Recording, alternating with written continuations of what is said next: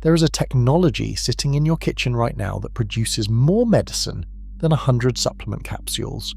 Not 10 times more, not 50 times more, 1,000 times more. 2 ounces of it contain more beneficial bacteria than an entire bottle of the probiotics you are paying $40 a month to swallow. It requires no electricity, no prescription, no laboratory. It runs on cabbage and salt. For 9,000 years, every civilization on Earth used it to preserve food, prevent disease, and feed armies across continents. Then in 1864, one invention convinced the modern world that bacteria was the enemy, and a $72 billion industry was born selling you back the exact same organisms in a capsule that your great-grandmother made for free in a jar on her counter. What they did not tell you is that pasteurization, the process designed to make your food safe, killed the single most powerful medical technology the human race ever invented. This is the story of fermentation, and tonight you are going to build it yourself. In 2004, archaeologist Patrick McGovern at the University of Pennsylvania chemically analysed pottery shards from the Neolithic village of Jiahu in Henan province, China. Inside those 9,000-year-old jars, he found the molecular fingerprints of a fermented beverage made from rice, honey, and hawthorn fruit.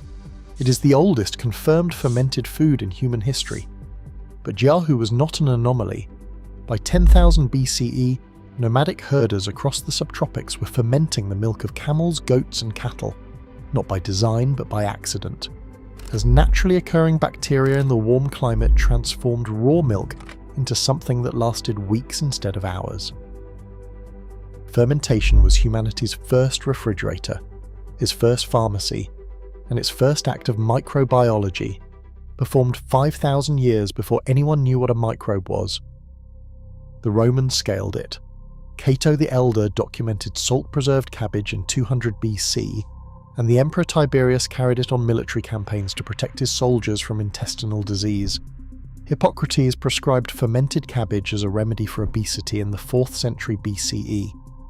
Across the world, Korean families were perfecting kimchi, a fermented vegetable tradition so central to their culture that the average Korean today still consumes 49 pounds of it per year. And when Captain James Cook loaded 7,860 pounds of sauerkraut onto the HMS Endeavour in 1768, he sailed for 3 years across the Pacific without a single death from scurvy, the disease that had killed more sailors than all battles, storms, and shipwrecks combined. Fermented cabbage did what the entire British Navy could not. The bacteria inside it were synthesizing vitamin C faster than the ocean could deplete it. So here is what you need. 1 head of green cabbage, about 2 pounds. Non-iodized salt, either sea salt or kosher. A wide-mouth quart mason jar. A knife or mandoline. A large bowl. Total cost under $5. That is your entire pharmacy. Remove the outer leaves and set one aside. Quarter the cabbage, cut out the core and slice it into thin strips, roughly a 1/4 inch wide. Put the shredded cabbage in the bowl and sprinkle 1 tablespoon of kosher salt over it. Now use your hands and squeeze. Massage the salt into the cabbage for 5 to 10 minutes until it reduces in volume and liquid begins pooling at the bottom. This is not decoration. The salt is drawing water out of the cell walls through osmosis, creating a brine, and that brine is the environment where lactobacillus bacteria, already living on the surface of the cabbage, will begin converting natural sugars into lactic acid. The acid drops the pH below 4.6, the threshold where harmful pathogens cannot survive. You're building a system that sterilizes itself. Pack the cabbage tightly into the mason jar, pressing down with your fist or a wooden spoon until the brine rises above the shredded cabbage. Every piece must be submerged. Take that outer leaf you saved, fold it, and press it on top as a weight to keep everything below the liquid line. If the brine does not cover the cabbage, dissolve 1 teaspoon of non-iodized salt in a cup of filtered water and add just enough to submerge it. Exposed cabbage turns brown and develops mold. Submerged cabbage ferments. Place the lid on loosely to allow gas to escape. Set the jar on a small plate to catch any overflow, and put it on your counter out of direct sunlight. The ideal temperature is between 65 and 72 degrees Fahrenheit. Warmer temperatures accelerate fermentation but can produce off flavors. Cooler temperatures slow it down but develop a deeper, more complex tang. Day 1, nothing visible happens. Day 2, you may notice tiny bubbles forming along the sides of the jar. That is carbon dioxide, the exhaust of billions of bacteria beginning to multiply. Day 3, open the lid to release the gas. This is called burping. Taste it. It will be salty. By day 5, the flavour shifts. The salt recedes and a tang appears. That tang is lactic acid, and it means your fermentation is working.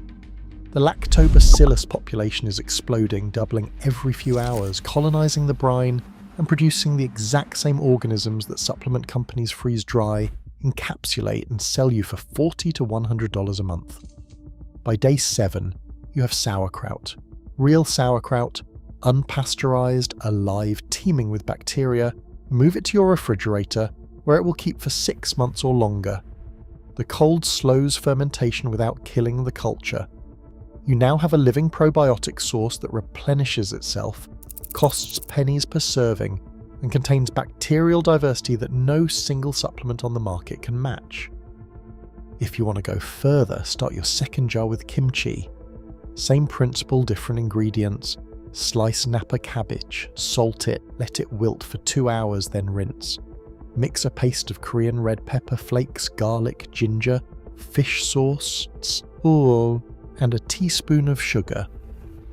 Coat the cabbage, pack it into a jar, submerge it and ferment for 3 to 5 days.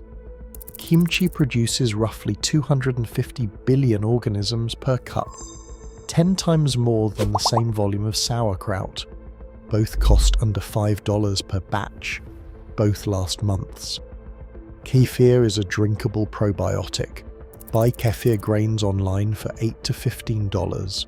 Drop them into a jar of milk, cover it with a cloth and wait 24 hours.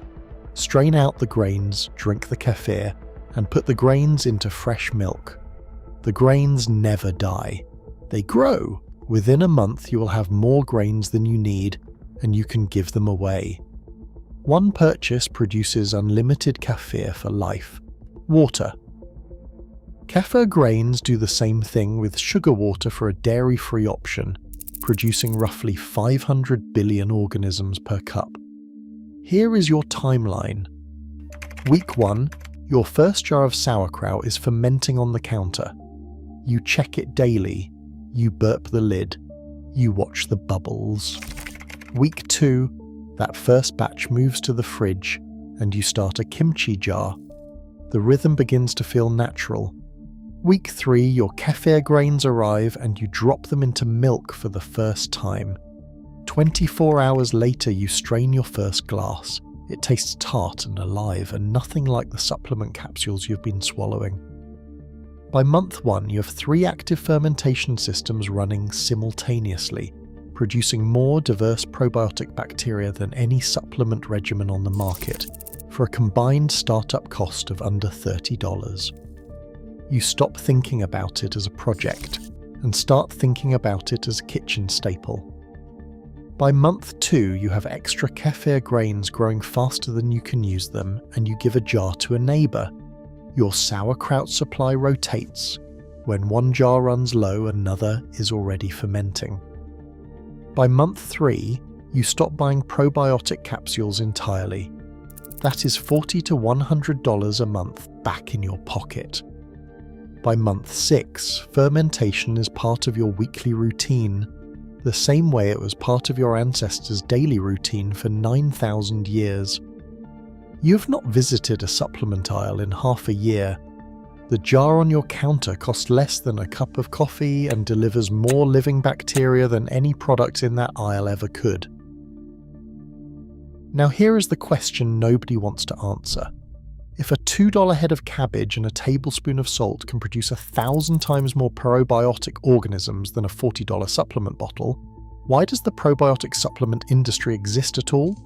The global probiotics market is worth $72 billion and climbing toward $165 billion by 2034. The dietary supplement segment alone generates $13 billion a year. That revenue depends on one thing, you not knowing how to do what you just learned. In 1864, Louis Pasteur discovered that heating food kills bacteria. Pasteurization became law for dairy and was adopted across the food industry. It saved lives, but it also killed fermentation. When sauerkraut is heated for canning, every lactobacillus organism in it dies. The vitamin C degrades, the enzymes denature. What remains is sour cabbage with zero probiotic value, and that is exactly what fills the shelves of every grocery store in the country. The canned sauerkraut in the aisle is dead. The only living sauerkraut sits in the refrigerated section, if your store carries it at all, and it costs $12 to $18 a jar. The industry understood this perfectly. Pasteurization created the problem. Supplements became the solution. The same food system that sterilized your fermented foods now sells you back the bacteria it destroyed in capsule form at a 2,000% markup. A Stanford University clinical trial published in Cell in 2021 proved what every traditional culture already knew. Researchers led by Justin Sonnenberg randomized 36 adults into two groups for 10 weeks. One group ate a high-fiber diet, the other ate fermented foods, including yogurt, kefir, kimchi, and sauerkraut. The fermented food group showed increased microbial diversity across the entire cohort. 19 inflammatory proteins decreased, including interleukin-6, a marker linked to type 2 diabetes and rheumatoid arthritis. 4 types of immune cells showed reduced activation. The high-fiber group showed none of these changes. Sonnenberg called it a stunning finding.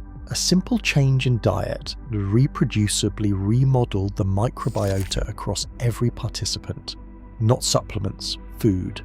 The knowledge survived because fermentation cannot be patented, trademarked, or removed from human memory. It lives in Korean grandmothers making kimchi in clay pots, in German families packing crocks of sauerkraut before winter, in Russian kitchens where kefir grains have been passed from mother to daughter for generations. It costs almost nothing. It requires no equipment the ancient world did not already have. And it works. Tonight, buy a head of cabbage, slice it, salt it, squeeze it, pack it into a jar. In 7 days you will have medicine that 9,000 years of human civilization trusted with their survival, validated by Stanford, and priced out of existence by an industry that profits from your forgetting how to make it. You will walk into your kitchen, open the refrigerator, and pull out a jar of living food that you made with your own hands for less than the price of a parking meter. No subscription, no refill, no expiration date on a bottle that costs more per ounce than most prescriptions. Just cabbage, salt, thyme, and the oldest technology the human race ever invented, still working exactly the way it did when Neolithic farmers packed it into clay jars 9,000 years ago.